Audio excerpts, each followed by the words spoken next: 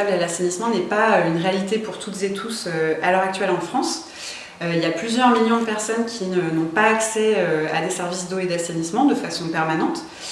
Et on estime qu'il y a à peu près 1 million de ménages qui ont des difficultés en fait, à payer leur facture d'eau. Donc c'est-à-dire que le prix de l'eau est trop élevé par rapport à leurs revenus. Pour les ONG de la Coalition Eau, pour que la facture d'eau soit abordable, il faudrait qu'on reste dans un montant de 3% maximum en fait, des revenus du ménage. Donc la Coalition Eau mène un plaidoyer pour la mise en œuvre effective du droit humain à l'eau potable et à l'assainissement en France, en essayant d'influencer les politiques publiques nationales et locales.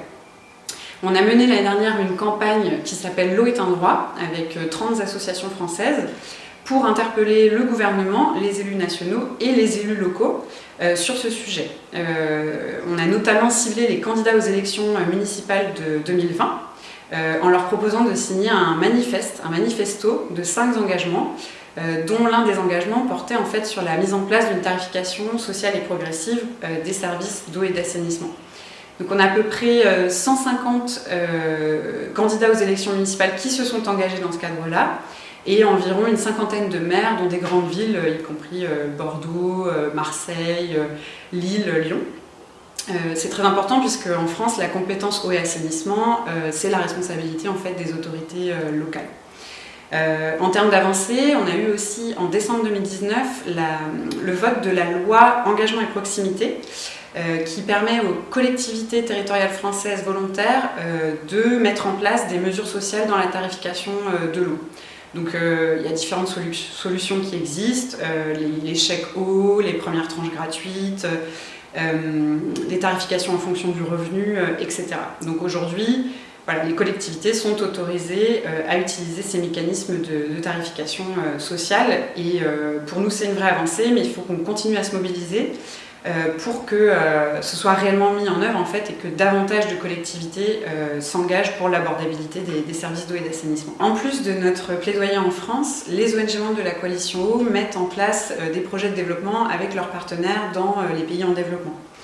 Elles essaient d'adopter une approche basée sur les droits humains et l'abordabilité dans ce cadre-là, c'est une préoccupation majeure pour les ONG.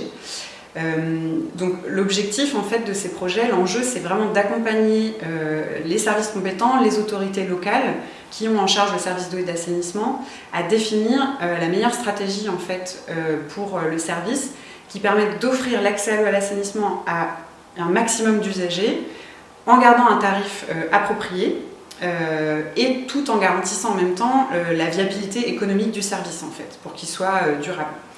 Donc pour que le service reste abordable, il y a différentes options. On peut mener des diagnostics en fait, qui permettent d'analyser la capacité des ménages à investir. On peut chercher des solutions technologiques simples à moindre coût. Et puis bien sûr, on peut mettre en place des mécanismes de tarification sociale, des subventions à l'équipement, des mécanismes de péréquation entre différents types d'usagers, industriels et ménages, ou entre les ménages riches et entre les ménages pauvres, etc.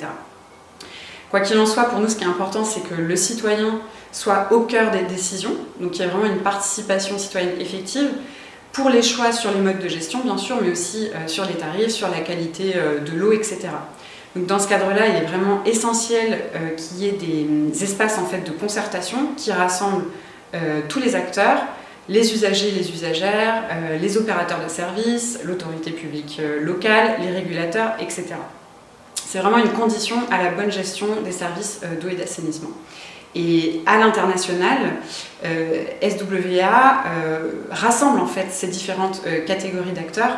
Donc c'est un partenariat qui peut permettre les échanges d'expériences, le dialogue entre les divers acteurs, mais aussi entre pays pour pouvoir échanger des pratiques. Et nous, ce qui nous paraît très important aussi, c'est que SWA attire vraiment l'attention sur les sujets de droit humain à l'eau et à l'assainissement. Et cette année en particulier sur la question de l'abordabilité qui est pour nous d'une importance première.